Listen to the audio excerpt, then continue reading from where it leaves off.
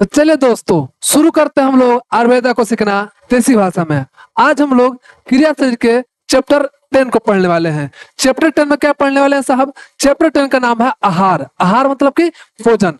भोजन के बारे में बहुत अच्छे से लॉजिकली हम लोग पढ़ने वाले हैं। इसको स्टार्ट करने के पहले आपसे कुछ बताना चाहते हैं कि ये लेक्चर जो है डिटेल लेक्चर नहीं है, तो ऐसा एक्सपेक्ट कभी मत कीजिएगा भाई साहब कि इसमें सारा पॉइंट कवर होगा, है ना, सभी सारा श्लोक कवर होगा। ये सिंपल सा स्मार्ट रिविजन लेक्चर है। अगर आपका एग्जाम पास में है तो आप इस लेक्चर को बहुत अच्छे से देख के रिवीजन कर सकते हो। इसके साथ साथ अगर आप कभी बुक उठाते हो और चीजें समझ में नहीं आता है तो लेक्चर को देख सकते हो। ये फर्स्ट पार्ट है, इसका सेकंड पार्ट आएगा। ये दोनों लेक्चर को देख लेने के बाद आप कोई भी बुक पढ़ोगे, कोई भी नोट्स उठाओगे तो उसमें से 90% चीजें सुनेगा, फिर से 80 to 90% चीजें आपको बहुत अच्छे से याद हो जाएगा, समझ में भी आएगा। इसके साथ साथ अगर लेक्चर को देख के एग्जाम में भी देने जाते हो तो 70 to 80% आपका सवाल बहुत अच्छे से कवर हो जाएगा। तो खैर हम लोग आज का लेक्चर स्टार्ट करते हैं। लेक्चर स्टार्ट करने के पहले भाई साहब देखिए लिखा हुआ क्या चीज कि आहार का परिचय देखेंगे कि आहार शब्द है क्या, आहार शब्द बना कैसे। हम लोग देखे थे जब बात पढ़े थे तो बात में क्या देखे थे, कुवात शब्द बना कैसे, पीत शब्द कैसे बना, कब शब्द कैसे बना, उसी तरह से आहार शब्द कैसे बना। तो देखिए आहार शब्द देखिए भाई साहब क्या लिखा हुआ है कि आहार शब्द 3 वर्ड से मिलकर बना है। एक है आंग, दूसरा हिरे और एक है घई। सुनेगा, एक है आंग। आंग मतलब होता है उपसर्ग, आंग उपसर्ग है, घई प्रत्यय है और आपका जो हिरे है आपका हरण करना, या फिर हिरे जो है एक धातु है। सुनेगा फिर से, 3 टर्मोलॉजी है, एक उपसर्ग है, एक प्रत्यय है, एक धातु है। ये जो भाई सब क्या है, ये धातु है। अब समझिएगा तो 3 टर्मोलॉजी है। हम अगर आप मेरे लेक्चर देखे होंगे तो सारा लेक्चर लगभग सारा लेक्चर में हम ये तीनों टर्मोलॉजी को एक्सप्लेन किया, लेकिन फिर भी एक्सप्लेन कर देते हैं कि देखिए उपसर्ग किसको बोलते हैं कि ऐसा शब्दांश जो किसी शब्द के आगे लग के उसका मतलब चेंज करते हैं उसको बोलते हैं उपसर्ग। ऐसा शब्दांश जो किसी शब्द के पीछे लग के उसका मतलब चेंज करते हैं उसको बोलते हैं प्रत्यय। धातु एक तरह का क्रिया है, मतलब कि एक्शन, मतलब कोई तरह का काम करना। तो सिंपल सा मतलब कि एक तरह का क्रिया, जैसे पढ़ना लिखना, ऐसा शब्द जिसमें ना लगे, पढ़ना लिखना जाना, ये सब क्या है, क्रिया है, काम करना। तो उसी तरह से जो हिरी है आपका एक धातु है जो क्रिया का डिनोट कर रहा है। अब तीनों का मतलब क्या है तो देखिए समझा रहा है यहाँ पे कि आंग मतलब होता है भाई साहब कि चारों ओर या पूरी तरह से। देखिए आहार मतलब क्या होता है कि हम पूरी तरह से उसको अंदर लेके जाते हैं, तो वही पढ़ा है कि आंग मतलब हो गया चारों ओर या फिर पूरी तरह से। तो हिरे मतलब होता है हरण करना, हरण करना मतलब या फिर ग्रहण करना। हरण करना वो तो क्या होता है कि बाहर सामान रखा हुआ है ना, अब बाहर सामान रखा हुआ है खाना, अब उसको हरण कर ले रहे हो। हरण मतलब कि चुरा ले रहे हो, और चुरा के क्या कर ले रहे हो, अपने अंदर डाल ले रहे हो। तो यही चीज बोला है कि हरण करना या फिर ग्रहण करना। ग्रहण करना मतलब कि एक्सेप्ट करना किसी भी चीज को। तो खाना को क्या करो, एक्सेप्ट कर रहे हो। तो हिरे मतलब हो गया आपका हरण करना या फिर ग्रहण करना। फिर है घई। घई मतलब होता है भाई साहब एक तरह का व्याकरण में प्रत्यय है जो कि नाउन में कन्वर्ट करता है। अभी सिंपल सा देखिएगा, आपको एग्जाम में बस इतना सा आ सकता है, एमसीक्यू बहुत आता है कि आहार का व्युत्पत्ति बताओ। तो आहार का व्युत्पत्ति कौन भाई साहब, आंग रे और घई, है ना। उसमें लास्ट वाला प्रत्यय है, शुरुआत वाला उपसर्ग है, अब बीच वाला आपका क्या चीज है, धातु है। अब बात आता है भाई साहब कि ये तो आप बता दे व्युत्पत्ति मतलब कि आहार जो है शब्द बना कैसे है। अब इसका आप डिफिनेशन बताओ या फिर बताओ कि आहार मतलब होता क्या है। तो आहार का मतलब बताने के लिए भाई साहब ये क्या बोला गया है कि आहियते गल दधा नयते इति आहार। फिर से सुनेगा, आहियते गल दधा नयते इति आहार। इसका मतलब क्या हुआ भाई साहब कि ऐसा चीज जिसको आप मुंह के थ्रू, गले के थ्रू नीचे उतारते हो उसको आहार बोलते हो। देखिए ये चीज लिखा है कि अर्थात जिसे बाहर से भीतर मतलब कि गले से नीचे ले जाए उसको आहार बोलते हैं। अब बात करोगे भाई साहब कि अगर ऐसा आहार उसको बोलते हैं जो गले से नीचे जा रहा है, तो अगर हम पेन को खाते हैं तो क्या आहार है क्या, या फिर कोई पत्थर खाते हैं तो आहार है क्या? तो नहीं भाई, ये इनकम्प्लीट सेंटेंस है या तो इनकम्प्लीट डिफिनेशन है। तो आप बात करो कंप्लीट डिफिनेशन क्या है, तो देखिए कंप्लीट डिफिनेशन क्या है तो पूरा पाणिनि जी के थ्रू बोला जा रहा है अतरिच कार्य संज्ञा नाम। अब बात बोलता है भाई साहब ये क्या मतलब है, किसका मतलब सिंपल सा है कि ऐसा चीज, सुनेगा, ऐसा चीज जिसको हम गले के अंदर लेके जाए या फिर गले से नीचे उतारे उसके बाद आपका धातुओं का पोषण करे उसको आहार बोलते हैं। तो देखो यही चीज बोल रहा है कि शरीर में धातुओं का पोषण और धारण करने के लिए जो ग्रहण किया जाए वही क्या है, आहार है।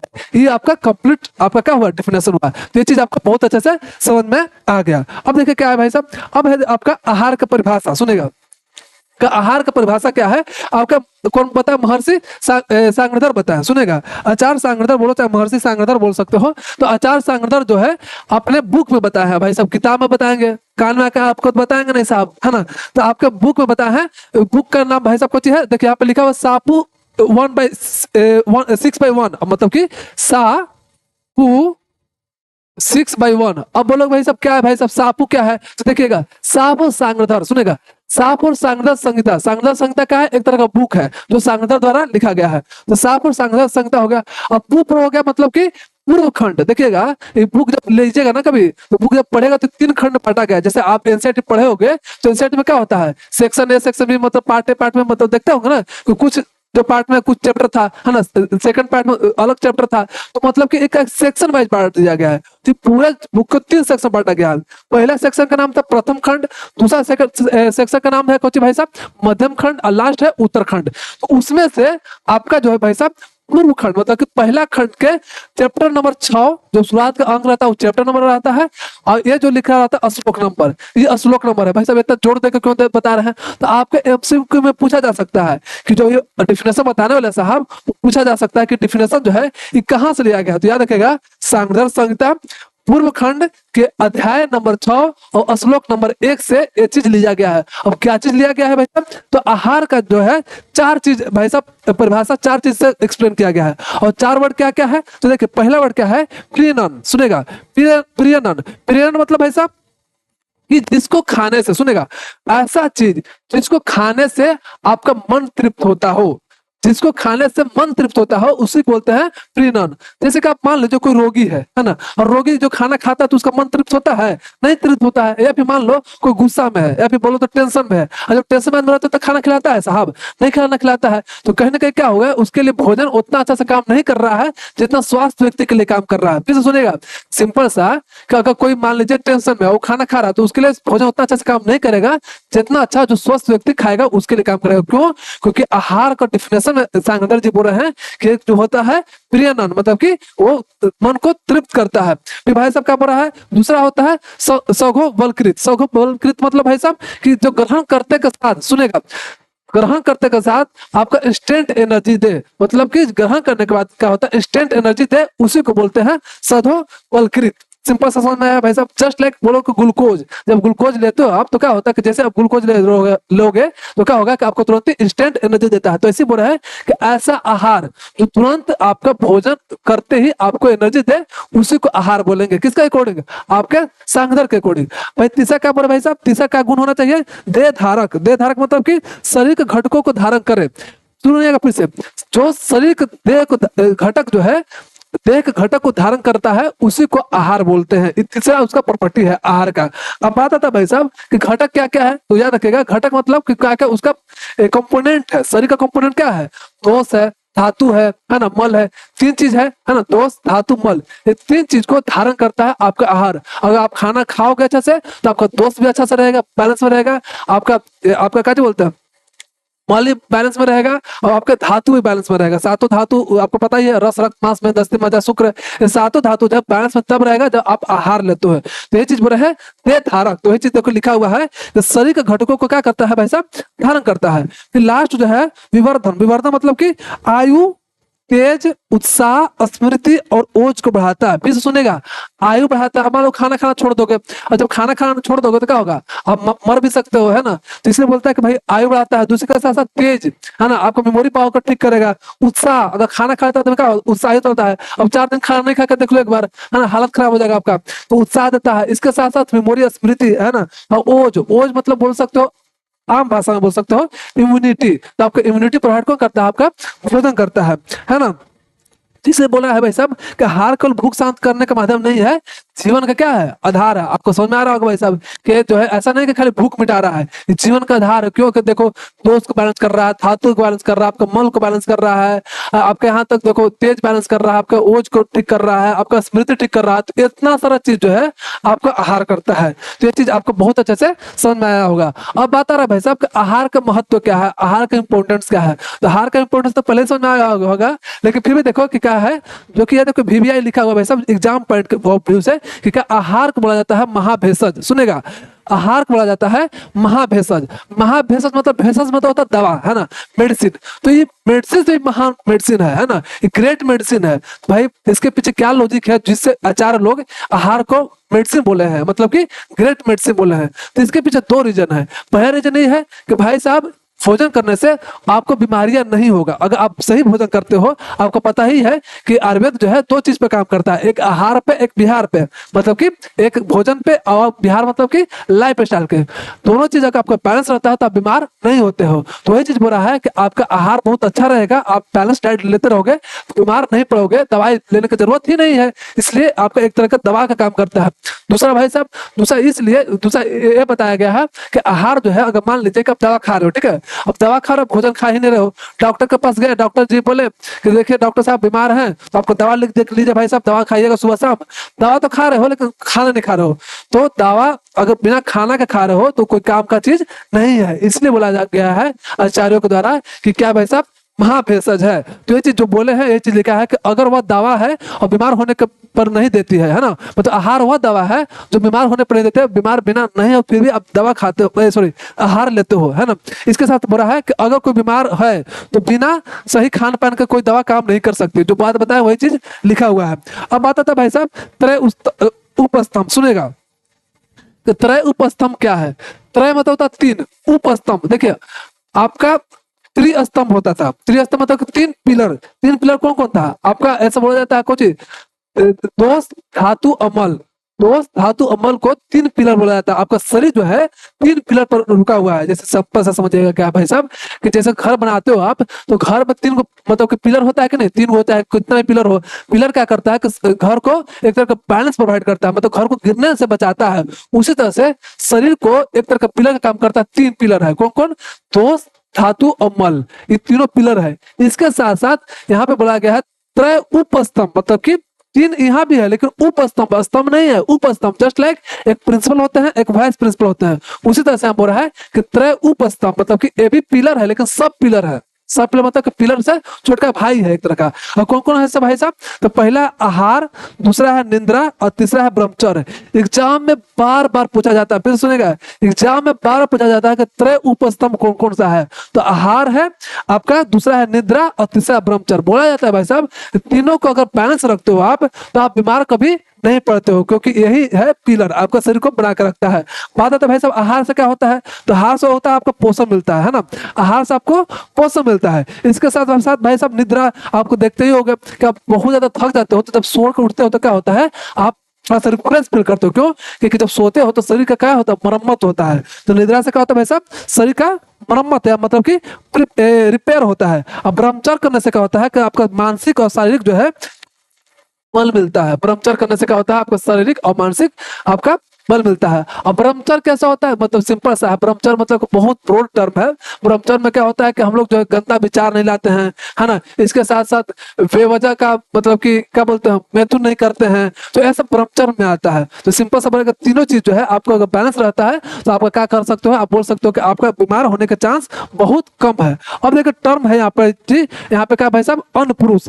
अनपुरुष क्या है भाई साहब, अनपुरुष एक टर्म है जो कि दिया गया है उपनिषद से। तो आपका एग्जाम में आ सकता है कि अनपुरुष जो है ये कहां से लिया गया है, तो याद रखेगा उपनिषद से लिया गया है। अब अनपुरुष होता क्या है, तो सिंपल सा बोल रहा है कि जैसा हम अन्न खाएंगे वैसा हमारा मन होगा। सुनेगा, जैसा हम लोग अन्न खाएंगे भाई साहब वैसा मन होगा। मन मतलब कि शरीर, अन्न मतलब कि भोजन, जैसा भोजन करेंगे वैसा आपका शरीर होगा, वही अनपुरुष है। देखिए यही लिखा हुआ है कि मतलब कि जैसा आप खाना खा रहे हो वैसा क्या है आपका शरीर बन रहा है। क्यों, क्योंकि जो खाना खा रहे हो उसी से धातु का निर्माण होता है। जैसे कि पता है रस, रक्त, मांस, मेद, अस्थि, मज्जा, शुक्र, इस सारे धातु का निर्माण कैसे होता है, अन्न से होता है। तो ये चीज यहाँ पे लिखा हुआ जो हम आपको बता चुके है ना। तो यहाँ पे देखो लिखा हुआ भाई साहब, जैसे मान लीजिए भोजन खाए है ना, और भोजन जैसे खाया तो जठराग्नि के पास गया, और जठराग्नि ने क्या किया, उसका डाइजेशन किया, और डाइजेशन करने के बाद क्या हुआ, उसका पोषक तत्व में कन्वर्ट किया। और पोषक तत्व किसको मिला, शरीर के ऊतक को मिला, मतलब टिश्यू को मिला, और उस हिसाब से आपका जितना भी धातु है उसको पोषण आपको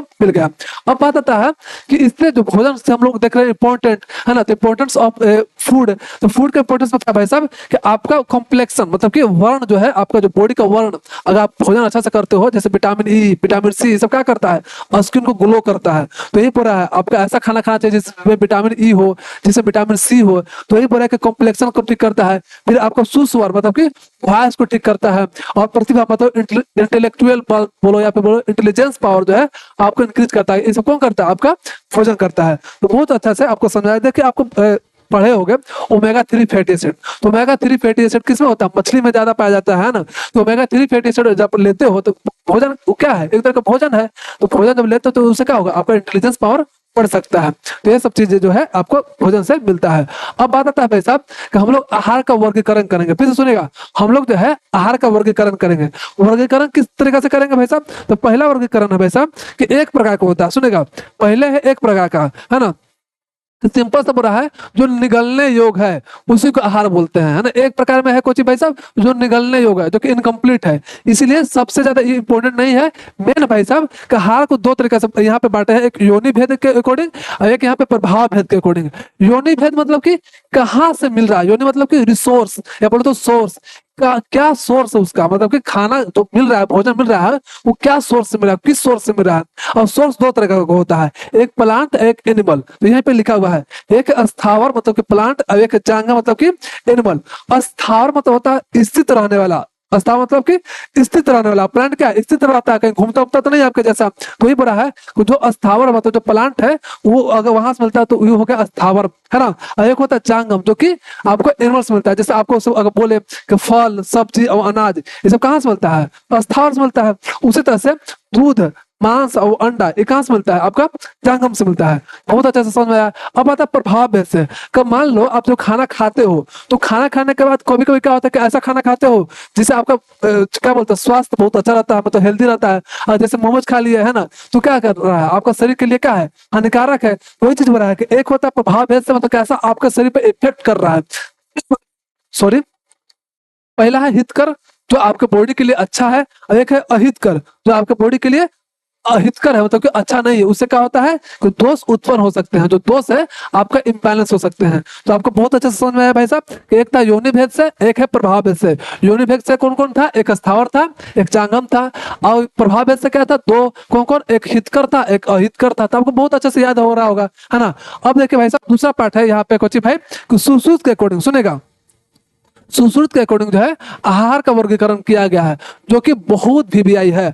अब मान लीजिए आपसे पूछे कि आपको रोटी दीजिए देंगे और रोटी खा लेते हैं, अगर आपको सेव देते हैं तो सेव खा लेते हैं, और आपको सिंपल सा दूध देते हैं तो दूध भी पी लेते हैं। तो ये तीनों क्या है? आहार है। लेकिन आपके लेने का तरीका, जो आहार लेने का तरीका था अलग था। अगर आपको सेव देंगे तो उसको काट के खाइएगा, अगर रोटी देंगे उसको चबा के खाइएगा, अगर दूध देंगे तो उसको पी लीजिएगा। अगर यही चीज बोलेंगे कि मधु देंगे मतलब हनी देंगे तो हनी को क्या कीजिएगा? चाटिएगा। तो वही मतलब कि किस तरह से हम उस भोजन को ले रहे हैं इसी बेसिस पे आपके कौन सुश्रुत जी बांटे हैं चार तरीके से। पहला है असित। सुनेगा, पहला असित। असित मतलब कि सॉफ्ट सॉलिड। कैसा सॉलिड भाई साहब? Soft solid. जैसे कि रोटी हो गया, है ना। तो कोमल होता है, चबाकर खाया जाने वाला होता है ना। कोमल होता है और चबाकर खाने वाला होता है, उसे बोलते हैं असित। जैसे कि चावल हो गया, रोटी हो गया। अब होता है पित्त मतलब पीने वाला। तो जैसे कि पूरा तरल, तरल मतलब कि लिक्विड वाला होता है ना। पिया जाने वाला जैसे कि जल हो गया, दूध हो गया, ये सब क्या है? आपका पित्त है। तीसरा वर्गीकरण में क्या भाई साहब है? आपका लीद। लीद मतलब कि जो बोलते हैं सेमी सॉलिड होता है या बोलो तो पेस्ट होता है जिसको हम लोग चाटते हैं। तो ये बुरा है कि चाटने योग जैसे कि शहद हो गया, च्यवनप्राश हो गया, ये सब क्या हो गया? लीद हो गया। तो आपको बहुत अच्छे से सुनते रहोगे ना तो आपको बहुत अच्छे से समझ में आ जाएगा और याद हो जाएगा। फिर लास्ट जो है खादित है। खादित मतलब भाई साहब वो जो कठोर होता है, दांतों से तोड़कर खाया जाता है। जैसे मान लीजिए आपको दे देते ईख, ईख खाते हैं तो आप ऐसे थोड़ी पी सकते हो ईख के, या फिर ऐसा थोड़ी होता है ईख को आप चाट सकते हो। तो ईख को क्या करना पड़ेगा? जोर से आपको एक तरह से कठोर होता है तो इसको क्या तोड़ सकते हो, तोड़ कर खा सकते हो। या फिर तो सेव देंगे या फल देंगे, फल का एक तरह का सेव है, या बोलो तो सेव का एक तरह का फल है ना। तो उसको अगर आपको देंगे तो क्या होगा? आपको तोड़ के खाना पड़ेगा। तो यही हो गया आपका खादित। तो चार गो था, एक आसित है, एक पीत है, एक आपका लीद है और चौथा जो है खादित है। ये तीनों चारों जो है आपको बहुत अच्छे से समझ में आ गया होगा। अब देखिए भाई साहब जो कि लॉन्ग आंसर में आता है, बहुत ज्यादा इंपॉर्टेंट है भाई साहब। क्या है भाई साहब कि यहाँ पे लिखा है, क्या लिखा हुआ है कि अष्ट आहार विधि विशेषायन। अब सुनेगा, इसका मतलब क्या होता है? भोजन करने के 8 आवश्यक नियम। मतलब कि ऐसे नहीं कि जैसे तैसे भोजन करेंगे, यहाँ पे 8 तरह का नियम बताया गया है आयुर्वेदा में कि हम लोग को कैसे भोजन करना चाहिए। अब 8 नियम कौन कौन सा है हम लोग समझना शुरू करते हैं। तो पहला नियम है भाई साहब प्रकृति। मतलब कि पहले देखेंगे कि भोजन जो कर रहे हैं उस भोजन का प्रकृति कैसा है। ऐसा ना सोचेगा वात पित्त का प्रकृति होता है, वात पित्त का प्रकृति तो इंसान का होता है। भोजन का प्रकृति कैसा होता है? प्रकृति प्रकृति मतलब कि नेचर। कोई कोई भोजन ऐसा होता है जो कि गुरु भोजन होता है, मतलब कि आपका उसको पचने में टाइम लगता है, और कुछ कुछ ऐसा भोजन होता है जो हल्का भोजन होता है, जो लघु भोजन होता है, जो पच बहुत जल्दी से जाता है। तो कौन सा मौसम है उस मौसम के अकॉर्डिंग हम भोजन कर लेंगे। तो ये चीज लिखा है कि कुछ कुछ भोजन क्या होता है, लाइट होता है जो कि जल्दी पच जाता है, और कुछ कुछ भोजन क्या होता है भाई साहब, हैवी होता है, जो पचने में क्या लगता है, ज्यादा समय लगता है और ज्यादा अग्नि लगता है। हम लोग जानते हैं कि ठंडा का समय जो है, शरद के समय हम लोग हैवी भोजन लेते हैं, और आपका गर्मी के समय मतलब कि ग्रीष्म ऋतु में हम लोग लाइट भोजन लेते हैं। तो ये चीज तब पता चलेगा जब उसका प्रकृति पता होगा, किसका, आपका भोजन का। तो यही बोल रहा है कि नियम होता है, 8 नियम है भोजन लेने का। तो पहला नियम है कि आपका जो भी भोजन ले रहे हो उस भोजन का आपको प्रकृति पता होना चाहिए कि किस प्रकृति का, लघु है या गुरु है। दूसरा भाई साहब क्या है, जैसे एग्जाम्पल भी बहुत अच्छा से दिया है कि जैसे उड़द का दाल है ना, और मूंग का दाल। उड़द का जो दाल है आपका गुरु होता है, मतलब कि भारी होता है, मतलब कि पचने में उसको ज्यादा समय लगता है, जबकि आपका मूंग का दाल जो होता है लाइट होता है, मतलब कि लघु होता है, मतलब पचने में आसानी होता है। तो ये चीज आपको समझ में आया। आप बस सिंपल से सुनेगा, एग्जाम में जो है ना साहब, आप इसको लिख लीजिएगा, और लिखने के बाद एक दो एग्जाम्पल लिख लीजिएगा, काफी आपके लिए है, ठीक है। यहाँ पे लिखा है करण। करण मतलब होता है प्रोसेसिंग। अब जैसे मान लीजिए कि आप चावल, कच्चा चावल लेते हो, ठीक है। अब कच्चा चावल के बाद एक सिंपल सा कच्चा चावल लिया, अब एक का इंसान क्या उसको पका कर चावल लिया, तो दोनों में डिफरेंस हुआ कि नहीं। तो यही हुआ प्रोसेसिंग, उसको प्रोसेसिंग कर रहे हैं, मतलब एक तरह का उसमें संस्कार कर रहे हैं, बोलो तो उसको गुणों में परिवर्तन ला रहे हैं। या फिर सिंपल से आपको पता ही होगा कि आदि मानव क्या करते थे, पहले के आदि मानव जो थे, आपके आपके जो पूर्वज थे, उस सब क्या करते थे कि कच्चा मांस खाते थे। लेकिन अचानक से क्या हुआ ना कि एक बार आग में गिर गया मांस, है ना, जो मांस था वो आग में गिर गया, और जब आग में गिर गया फिर उसको खाया तो उसको बहुत अच्छा स्वादिष्ट लगा। तो अल्टीमेट क्या हुआ, चेंज हो गया, उसके गुणों में चेंज आ गया, मतलब स्वाद में चेंज आ जाता है, उसके प्रॉपर्टी में चेंज आ जाता है। तो वही बोला है कि करण मतलब कि संस्कारित करेंगे। तो देखेंगे जो भोजन ले रहे हैं उस भोजन को अगर प्रोसेसिंग करके अगर दूसरा फॉर्म में कन्वर्ट कर पा रहे हैं, जिस फॉर्म को हम लेने के बाद हमको हमारे शरीर के लिए लाभकारी है, तो उसको प्रोसेस करके ही खाएंगे। तो ये चीज बोला है कि संस्कार द्वारा गुणों में परिवर्तन करना ही क्या है भाई साहब, है, मतलब कि प्रोसेसिंग है, संस्कार करना। हमने बोलते हैं संस्कारित व्यक्ति होता है। तो संस्कारित व्यक्ति क्या होता है, उसके अंदर संस्कार डाल देते हैं, मतलब कि अच्छा अच्छा गुण डाल देते हैं। तो ये भोजन के अंदर संस्कार डालते हैं, तो ये संस्कारित हो गया। भाई कैसे संस्कार डाल सकते हो, कुकिंग करके, खाना बना के, या फिर क्रशिंग करके, उसको क्या क्रश करके आप खाना को, उसके गुण को परिवर्तित कर सकते हो। जैसे बहुत अच्छा एग्जांपल दिया भाई साहब कि दही और छाछ। सुनेगा, दही क्या होता है भाई साहब, आपका शोधजनक होता है। शोधजनक मतलब कि आपका स्वेलिंग काउज करता है। अगर आपका बॉडी में स्वेलिंग होता होगा तो आप दही प्लीज मत खाइएगा, क्योंकि उससे क्या होता है, दही खाने से आपका स्वेलिंग बढ़ सकता है। तो ये बुरा है कि दही जो है आपका शोधजनक होता है, मतलब कि आपका शोध बढ़ा सकता है, मतलब स्वेलिंग बढ़ा सकता है। लेकिन यही जब मत देते हैं, इसको क्रशिंग कर देते हैं, तो बन जाता है क्या, आपका छाछ बन जाता है। और छाछ जो है तो दही है, लेकिन ये प्रोसेसिंग होने के बाद ये बन गया छाछ। और छाछ का जो गुण है, इसका जस्ट इसका उल्टा होता है, किसका, दही का उल्टा होता है। ये शोधजनक था, इस शोध हरण होता है, मतलब शोध को खत्म करने वाला होता है। तो ये चीज लिखा है कि जो दही है आपको सूजन करने वाला होता है, और जबकि इस सूजन को नाश करने वाला होता है छाछ। तो एग्जाम्पल आप बहुत अच्छे से याद रखिएगा एग्जाम में लिखने के लिए, या फिर आपका क्या भाई साहब, आपका एग्जामिनर आपसे पूछा जा सकता है, आपको पूछ सकते हैं। अब देखिए कि तीसरा क्या है भाई साहब, हमको देखे थे ना कि 8 विधि होता है ना, 8 विधि होता है, तो जिसमें से हम लोग 2 विधि देख चुके हैं। अब देखिए तीसरा विधि क्या है, तीसरा संयोग। संयोग मतलब कि कॉम्बिनेशन। मतलब कभी कभी क्या होता है ना कि जैसे चावल है ना, हम लोग कंबाइन करके खाते हैं कि नहीं, चावल ले लिए, दाल ले लिए, चावल दाल का मिला के फिर खाते हैं, उसमें चोखा भी डाल देते हैं, या कभी कभी सब्जी भी डाल देते हैं, कभी कभी कुछ और डाल देते हैं। तो ये क्या कर संयोग कर रहे हैं, मतलब कॉम्बिनेशन कर रहे हैं। तो कभी कभी क्या होता है ना, तो बोल रहा है कि नियम है ना, कैसे कैसे खाना खाना चाहिए। तो ये बोल रहा है कि ऐसा नहीं है कि कुछ को कुछ मिला दीजिएगा, जब कुछ को कुछ मिला दीजिएगा तो हो सकता है पॉइजन बना सकते हैं। इसी को बोलते हैं विरुद्ध आहार। विरुद्ध आहार क्या होता है भाई साहब, एक टर्मोलॉजी आ गया विरुद्ध आहार। विरुद्ध आहार सिंपल सा होता है कि कभी कभी क्या होता है कि 2 अलग अलग आहार अगर दोनों अपोजिट हो, है ना, दोनों अपोजिट गुण वाले हो, और दोनों को मिला दिया जाता है जब समान अवस्था में, तो वैसे करने वैसे अवस्था में उसको खाना खाते हैं हम, उसी अधिक भोजन को, तो उससे हो सकता है आपका डाइजेस्टिव सिस्टम गड़बड़ा जाए, है ना, कंफ्यूज हो जाएगा। और कंफ्यूजन होने की वजह से क्या होता है, एक तरह का टॉक्सिसिटी बढ़ सकता है आपका बॉडी में। अगर समझ में नहीं आएगा तो एक लाइन में समझेगा सिंपल सा।